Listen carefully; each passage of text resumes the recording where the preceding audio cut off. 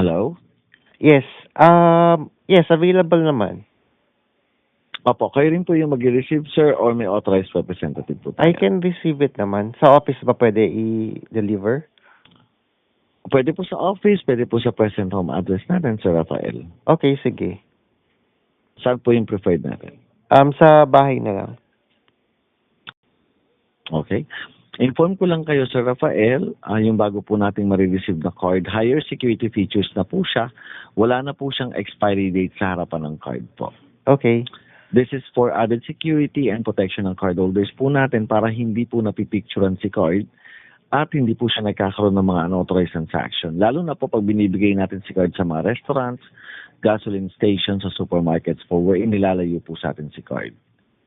So Okay. for added security, sir, aalisin na po yung expiry date. But no worries po, sir.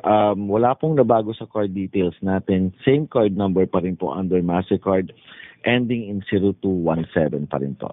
Yes. Alright? And just to confirm, sir, yung last 4 digit ng card natin is 0217. Is that correct? Yes, correct. Okay po, thank you. And also, sir, sa bagong darating na card po, wala na po tayong annual fee and membership fee for life na po. Okay. Okay, so hindi na po tayo mag-charge ng annual fee and membership fee at all at hindi na po siya mag-reflect sa SOA natin. Okay, Okay po. sige. And also, sir, another thing, an hour before the delivery, tatawagan po kayo ni rider. Pa-present lang po ako ng valid ID natin or authorization letter will do just in case na iba po ang mag-receive. Okay. And makaka-receive ka po ng confirmation text coming from Security Bank. Yung marireceive nyo, sir, is delivery confirmation po yun and meron lang po tayong delivery charge na 50 points, 6 points.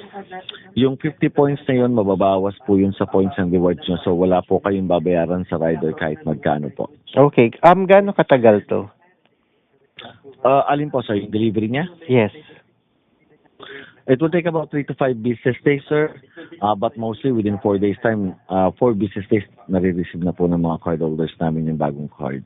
Okay, sige. Alright po. Anyway, marireceive nyo naman yung confirmation po later on. From Okay. Citibank po. And also, sir, meron lang tayong charge po na 50 points, 6 points. Yung 50 points na yun, mababawas po yun sa points and rewards nyo. So, wala pa rin kayo babayaran, sir, sa rider kahit magkano po. Okay. Okay po. Sige, sige. And one last thing, sir, pwede na po kayong mag-redeem ng points and rewards. Sa bagong darating na card kasi lahat ng points and rewards natin back to zero na po siya. Okay. So, pwede nyo na po siyang gamitin po as cashback or payment po just in case na may outstanding balance or utang po tayo kay MasterCard natin, pwede po siyang pambayad. Pwede rin po siyang cheque. Pag cheque naman po, isasabay yung sa delivery ng card. Kayo na po yung magpapa-encash na malapit po ng Security Bank branch. So, pwede siyang gift certificate kay SM or Sodexo gift certificate po. Yung So, ano po yung credit limits worst ba? option? Same lang din? Actually, sir, yun po yung sasabihin ko sa inyo later on. Regarding sa credit limit increase po natin, since wala na pong annual fee and membership fee, credible po tayo for additional credit limit po as per the system ng additional 100,000 to 200,000 additional credit limit po. Okay. Would that be okay po sa atin, sir, or may request po kayong amount? Hindi. Okay na yun. Okay na po yung first option natin, sir. Input ko rito, that's 200. Oo. Second option po is 100. Yung 200 na lang. Wala. Sige po, sir. No worries. I'll definitely put that. Nasa first note naman po siya. And first option ko po siya nilagay na 200 po yung at least request natin. On top of your credit limit to, sir, ha? Okay po, sir. Thank you. So, sir, sa points and rewards, ano po yung best option sa inyo sa mga nabanggit ko kanina? I don't use yung mga points so never mind na lang. Never mind na po sa mga points and rewards. Sige po, I'll take care of that. So, ganito, sir, no? Pawait lang ako ng confirmation text coming from Security Bank. Marireceive nyo siya in a matter of minutes lang po.